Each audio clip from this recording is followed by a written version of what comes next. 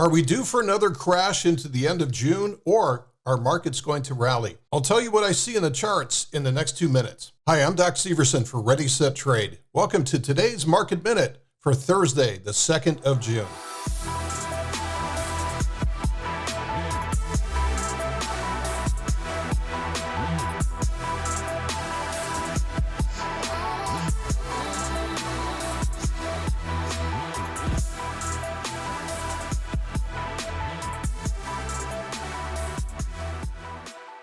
Here's our main target, which is a daily chart of the S&P 500 futures. I want to start by making two statements. First of all, if you're trying to develop a forecast, don't look for the end of the year.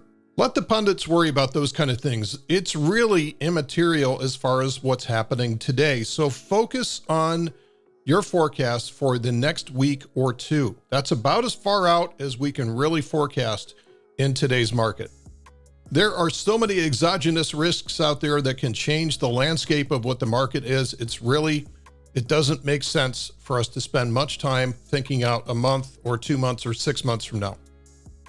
Number two, I don't care what you read on Twitter. I don't care what you read on somebody's subreddit or what you watch on CNBC. You do not know what's going to happen tomorrow. You've got to come to grips with the fact that anything can happen between now and tomorrow. So every day you have to come into the market with fresh eyes. Otherwise, your confirmation bias will absolutely crush and destroy any forecast that you might be able to derive. So with that in mind, where do I think markets are going to be in the next week or two? Okay, first of all, reversals happen when too many people pile on the wrong direction. When they see the wrong direction happening, there's too many bulls that wanted the price to go to the upside from here, and a downside disappointment from Jerome Powell sent all of those to the downside. All of them got submerged. The same thing happened after the Fed meeting. We had a lower high set up. Everybody was looking for this to break out to the upside. When too many people pile on to the wrong direction and the wind shifts, this is where a lot of them get destroyed. Same thing happened over here. All of these were definitive lower highs that had too many people looking for the breakout. Now, the opposite thing started to happen down here. Notice what's happening with all the lower wicks of the candles is that the price would push down seriously, way down intraday, and then recover by the end of the day. And all of these candles have the same type of look to them. So we had the same situation happening here where people thought, well, I don't want to take this long because I'll just get smacked just like this and this and this. And so what happened here was, instead of the longs looking for the breakout, this was where the shorts were saying, okay, here we go again. I missed the short here, here, and here, and now I'm ready. I am so ready to go short on the S&P. Let's load up with long puts, short stock, or short futures contracts. And all of them got squeezed out over the last week. When everybody sees the obvious trade, the exact opposite is ready to occur. So this is kind of why we're up here at this point. Now, what's going to happen next? Notice all of these lower highs along the way. Each one of these represents a high, but it's a lower high than the previous one.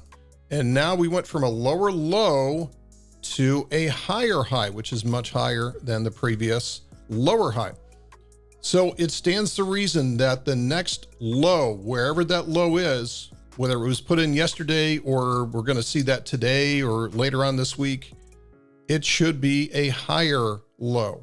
Now we'll see this change in polarity to an uptrend if we do have a higher high, higher low, also followed by another higher high. We'll see the confirmation of that. If we do see that, if we do see a higher low put in followed by a higher high, I think we're going to smack our head into resistance around this area. I think it's going to be difficult for the S&P to get through 4,300 on the first try. Not only this descending trend line, but also 4,300, I believe, is going to be difficult to get through. There is going to be a lot of overhead supply in today's market. So again, I'm just thinking out maybe a week to 2 weeks from now. To me, the top end of the range is going to be somewhere around 4,300 if it ends up going that way. Now, here's the other way that things could happen.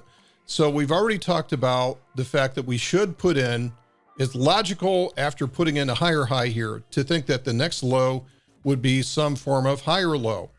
Here's the danger. If this higher low prints and then it's followed by a lower high, then this is no different than these moves, or these moves. This becomes the same thing as right over here, where this turns into a larger time frame lower high. And so this will be another weekly lower high, which can be really damaging. So if we do see something like that, I would expect to see the price probably undercut, if not much worse than that, the 3,800 level. So it's all keyed around what happens right there. So if we assume that we're going to put in a higher low, what happens after that?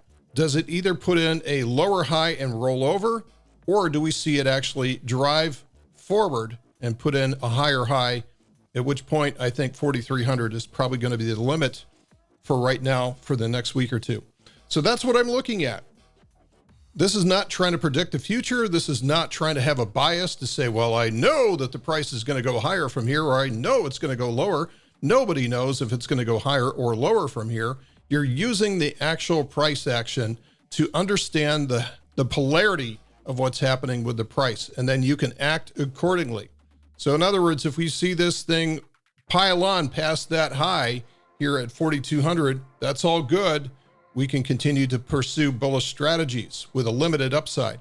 However, if we see the price fail at this point to put in a new high, then we can expect to see lower prices in the next week or two. That's it for today's Market Minute. Thanks for listening. We'll see you in the next video.